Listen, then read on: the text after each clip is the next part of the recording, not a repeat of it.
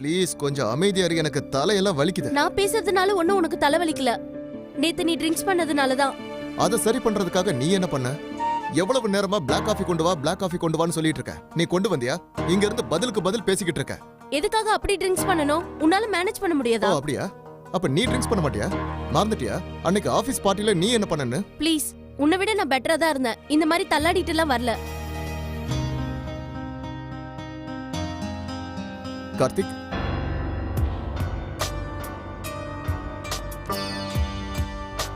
Sorry, நாங்க knock பண்ணிட்டு வந்திருக்கோம். It's okay. நல்ல வேளை நீங்க வந்தீங்க. நீங்களே எனக்கு புரிய வைங்க. இன்னொருத்தவங்க வீட்ல நாம இருக்கோம். நாம பாத்து இருக்கணும்னு கூடவா தெரியாது? வீட்ல பெரியவங்களா இருக்காங்க. ஒருவேளை உன்னை அந்த மாதிரி யாராவது பாத்திருந்தா என்ன நினைப்பாங்க? கார்த்திக், எங்களால உங்களுக்கு ஏதாவது கெட்ட பேர் வந்தா அதை என்னால தாங்கிக்க முடியாது. அனிதா, இந்த மாதிரி பேசுற வேலை வச்சுக்காத. மத்தவங்க முன்னாடி என்ன இன்சல்ட் பண்றது எனக்கு பிடிக்காது. எல்லாத்துக்கும் ஒரு லிமிட் இருக்கு, ஞாபகத்துல வச்சுக்கோ. எல்லாத்துக்கும் லிமிட் இருக்குன்னு எனக்கு நல்லா தெரியும். ஆனா அந்த லிமிட் தான் உனக்கு சுத்தமா தெரியல. நீ தப்பு செஞ்சதுனால அந்த தண்டனை நான் அனுபவிக்கிறேன். உனக்கு அவ்வளவு பிரச்சனை இருந்தா என்ன விட்டுட்டு போக வேண்டியதானே?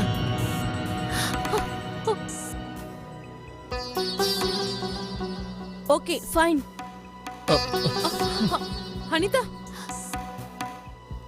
Sid, what's wrong with you? அம்மா, இங்க என்ன நடக்குது? உன்னை நீ கண்ட்ரோல் பண்ணிக்க முடியாதா? காலையில இருந்து இப்படித்தான் பேசிட்டு இருக்கா. எந்திரிச்சில இருந்து லொட லொட லொடன்னு பேசிட்டு இருக்கா.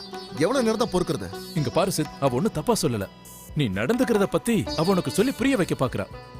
இங்க பாரு, உன்னோட பழக்க வழக்கங்கள் எல்லாம் தப்பு. தயவு செஞ்சு விட்டுரு. நீ அவளுக்கு சப்போர்ட் பண்றியா? நிச்சயமே இல்ல. உங்க ரெண்டு பேருக்கு நடுவுல பேசுற உரிமையே எனக்கு இல்ல. நான் பேசவும் விரும்பல. ஆனா ஒண்ணு, இத மட்டும் நான் சொல்லியே ஆகணும். எங்க வீட்டுல இதையெல்லாம் ஏத்துக்க மாட்டாங்க சித். நேத்து ராத்திரி நடந்த விஷயத்த யாருமே பார்க்கல. ஆனா மறுபடியும் இப்படி நடந்துச்சு, யாருக்காவது தெரிஞ்சது, அப்புறம் கொஞ்சம் கூட நல்லா இருக்காது. பெரிய ப்ராப்ளம் ஆயிடும். அதனால நீ தான் இதையெல்லாம் பார்த்து நடந்துக்கணும் சித்.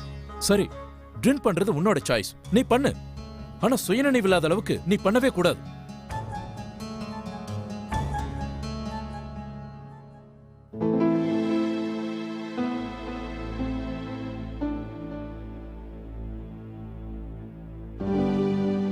கார்த்திக், நீ எங்களுக்கு ஏதாவது ஹோட்டல்ல ரூம் புக் பண்ணி கொடுத்துரு.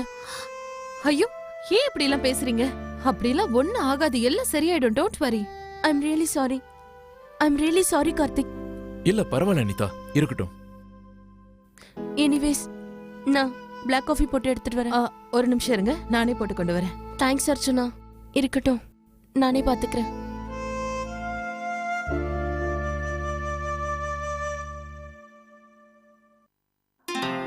எங்க இருந்து இந்த மாதிரி ஒரு வாசனை வருதுன்னு தெரியலையே. எங்க இருந்து வருதுக்கா? உள்ள ஏதாவது கெட்டு போயிருக்கும், அதனாலதான். இல்லக்கா, அப்படி எதுவும் இங்க கெட்டு போலையே. ஏற்கனவே ஃப்ரிட்ஜை நான் நல்லா கிளீன் பண்ணி தான் வச்சிருக்கேன். ஆனாலும் எங்க இருந்து வருதுன்னு தெரியல. வணக்கம் ஆண்டி. வாமா, உனக்கு ஏதாவது வேணுமா என்ன? டீ போட்டு தரவாமா? இருக்கட்டும் ஆண்டி. சித் பிளாக் காஃபி கேட்டாரு. இட்ஸ் ஓகே, நானே போட்டுக்கிறேன். ஆண்டி, இந்த பாத்திரம் எடுத்துக்குவா.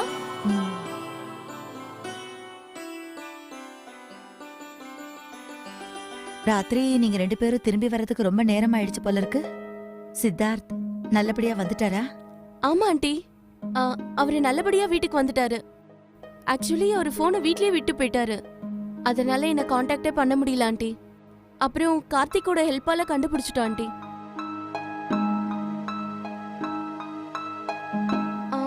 ஆண்டி, என்னாச்சு? ஃப்ரிட்ஜ்ல ப்ராப்ளமா? இல்லம்மா, ஃப்ரிட்ஜ் என்னமோ நல்லா தான் இருக்கு. ஆனா ஏதோ ஒரு வாசனை வந்துகிட்டே இருக்கு. எவ்வளவு க்ளீன் பண்ணாலும் போக மாட்டேங்குது. ஆக்சுவலி நாங்க நிறைய ஃப்ரூட்ஸ் வாங்கிட்டு வந்து வைப்போம் ஆண்டி. சோ அது ரொம்ப நாள் இருந்தா ஸ்மெல் வர ஆரம்பிச்சிடும். அப்படியா? அப்ப நீங்க எப்படி ஃப்ரிட்ஜை க்ளீன் பண்ணுவீங்க? பெருசா ஒண்ணும் பண்றது இல்ல. உங்க வீட்ல வினிகர் பாட்டில் இருக்கா? இருக்கு. அது போதும் ஆண்டி. ஒரு ஸ்பாஞ்ச் எடுத்து அதுல கொஞ்சம் நனைச்சு ஃப்ரிட்ஜ்ல வச்சிருங்க. எல்லா ஸ்மெல்லும் போயிடும். நிஜமாவா? ஆமா. ஒருவேளை உங்க வீட்ல வினிகர் இல்லனா லெமனை பாதியா கட் பண்ணி ஃப்ரிட்ஜ்ல வச்சிருங்க. அது வச்சாலும் ஸ்மெல் வராது.